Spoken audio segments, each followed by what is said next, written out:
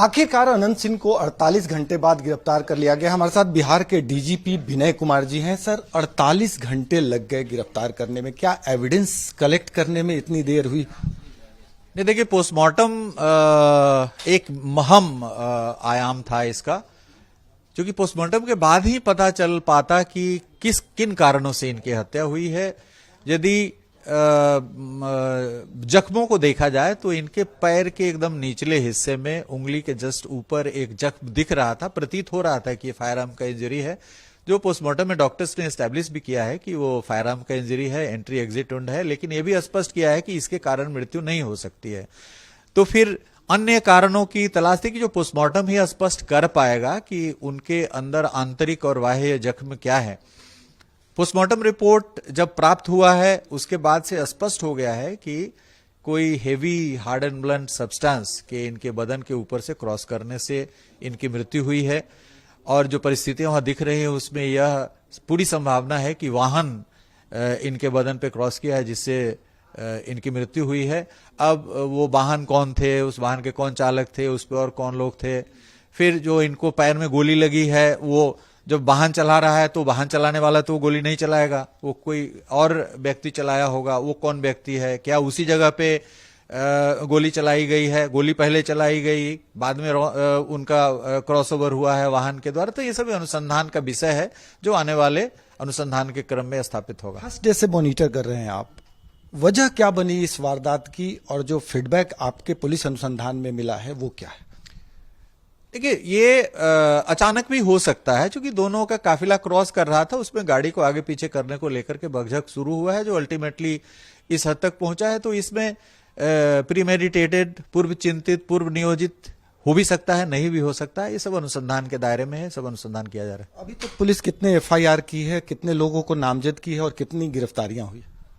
देखिए, इसमें 80 से अधिक गिरफ्तारियां हो चुकी है सभी कांडों में। 4-5 कांड दर्ज हुए हैं, 3 कांड तो उसी दिन दर्ज हुए, उसके बाद भी कांड दर्ज हुए हैं। तो इन सभी कांडों में 80 से अधिक गिरफ्तारियां हुई है।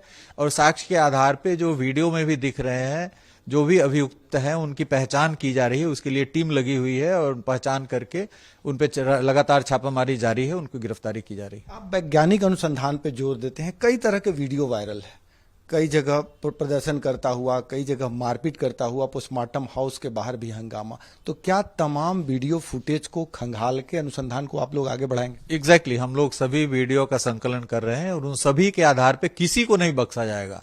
किसी भी व्यक्ति को कानून हाथ में लेने का इजाजत नहीं है। आज न कल जो जितने सारे इसमें जो दिख रहे हैं वीडियो में, जो कानून का उल्लंघन कर रहे हैं, जो गाली गलौज कर रहे हैं, जो जातीय उत्तेजना के शब्द कर रहे हैं, इन सभी पर कानून का शिकंजा कसेगा।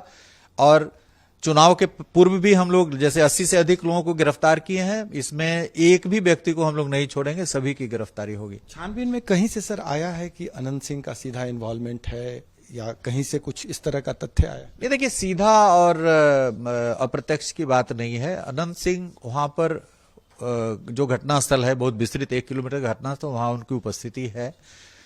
जो कन्वॉय इनका था, जो प्रचार का पूरा जो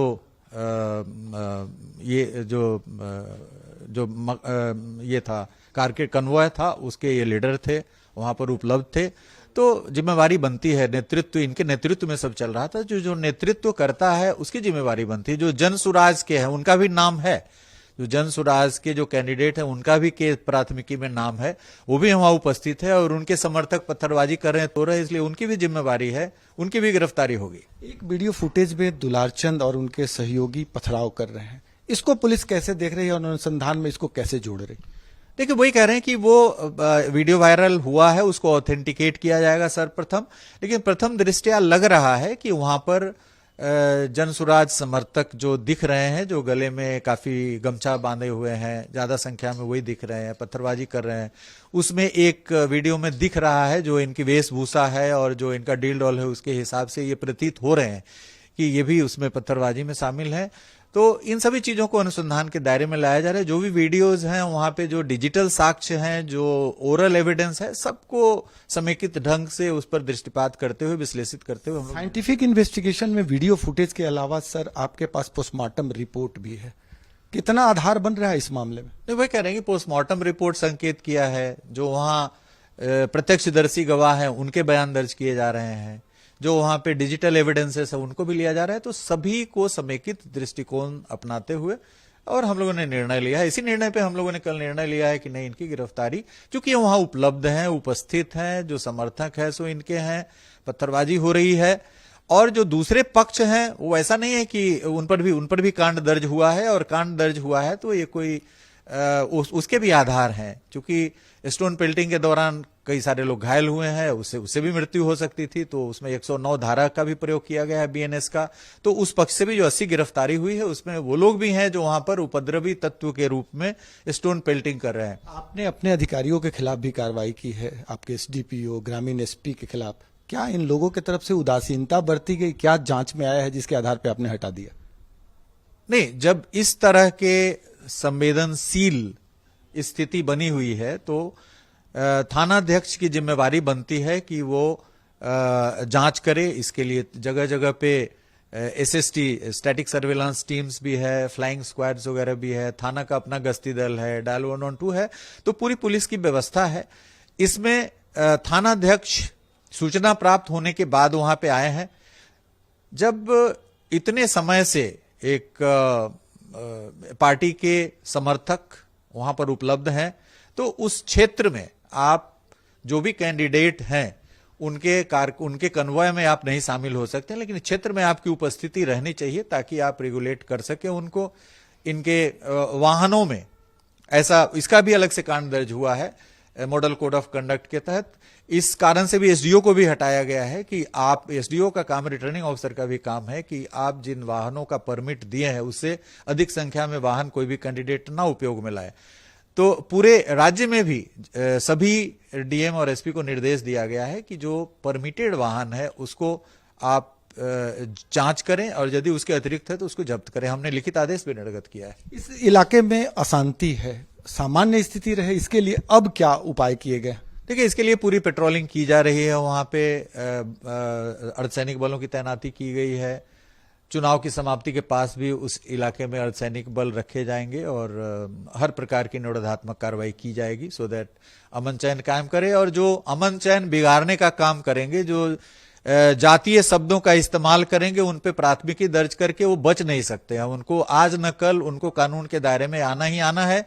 और इसमें बहुत सारे, हमारा अनुरोध होगा कि बहुत सारे जो यंग एलिमेंट हैं जिनका अभी आगे का भविष्य है, और जब किसी केस में उनका नाम आ जाएगा तो फिर उनका जीवन बर्बाद हो जाएगा, उनको नौकरी मिलने में दिक्कत होगी, ये सब होगी। तो हमारा एक यूथ से अनुरोध है कि अनावश्यक रूप से बगैर सोचे समझे इस प्रकार की हरकतों में शामिल नहीं हो, क्योंकि इससे आपको कुछ मिलने वाला नहीं है, आपका भविष्य बर्बाद हो जाएगा। कल यदि आप किसी सर्विस के लिए चुने जाते हैं तो आपको सर्विस नहीं मिलेगा और आपको काफी विषम परिस्थितियों का सामना करने पर। हमारे यूथ से अनुरोध है कि आप भाव में आकर के, भावावेश में आकर के इस प्रकार की हरकतों में शामिल नहीं हो। और जो सेन एलिमेंट्स हैं हमारे सोसाइटी के, उनसे भी अनुरोध है, हर तबके के, हर सामाजिक तबके के, कि आप जो इस प्रकार के असामाजिक तत्व हैं उन पर निश्चित रूप से आप अपनी काउंसलिंग करें और उनको इस प्रकार की हरकतों में ना शामिल होने के लिए उत्प्रेरित करें। आखिरी सवाल सर, अनंत सिंह को रिमांड पर लिया जाएगा क्या आप लोग न्यायालय में अपील करेंगे? नहीं, न्यायालय से हम लोग अनुरोध करेंगे। यदि हम लोग, पुलिस की टीम को लगता है, जो पूछताछ कर रही है पुलिस की टीम, और यदि इसमें लगता है कि कांड से संबंधित जो कुछ तथ्य हैं जिस पर इनसे पूछताछ के पश्चात और भी उस पर प्रकाश पड़ सकता है, तो अनुरोध हम लोग करेंगे न्यायालय से। अब इसका एक अवधि होता है कि उस अवधि के दौरान हम लोगों को मिलता है, हर कांड के अनुसार रहता है, अवधि निर्धारित है कानून के द्वारा, तो हम लोग उसको लेंगे।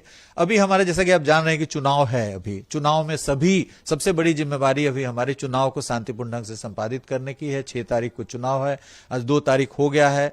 सभी बलों का गमनागमन सुनिश्चित कराना अभी हमारी ये जिम्मेवारी है। तो अभी हमारा एक पदाधिकारी लगा हुआ है, तो ये हम लोग टीम डिसाइड करेगी कि इनको रिमांड पर लेने की, रिमांड की अवधि है, ऐसा नहीं कि तुरंत रिमांड पर लेना है, रिमांड पर कब लेना है वो हम लोग डिसाइड करेंगे, सो दैट हमारे सीनियर एसपी, सिटी एसपी और जो बहुत सारे पदाधिकारी हैं जो चुनाव में लगे हैं वो अवेलेबल रहे ताकि इनसे पूछताछ की जा सके। बिहार के डीजीपी विनय कुमार ने बेबाकी से अपनी बातें रखी और साफ तौर पे कहा कि फिलहाल बिहार में चुनाव है, सबसे बड़ा टेंशन यही है, लेकिन जरूरत पड़ी तो अनंत सिंह को पुलिस रिमांड पे लिया जाएगा और ये तय पटना के सीनियर एसपी करेंगे। तो कुल मिलाकर बिहार के डीजीपी ने इस मुद्दे पर अपना रुख साफ कर दिया है। सहयोगी कैमरामैन राकेश के साथ भारत एक्सप्रेस के लिए पटना से आशुतोष कुमार।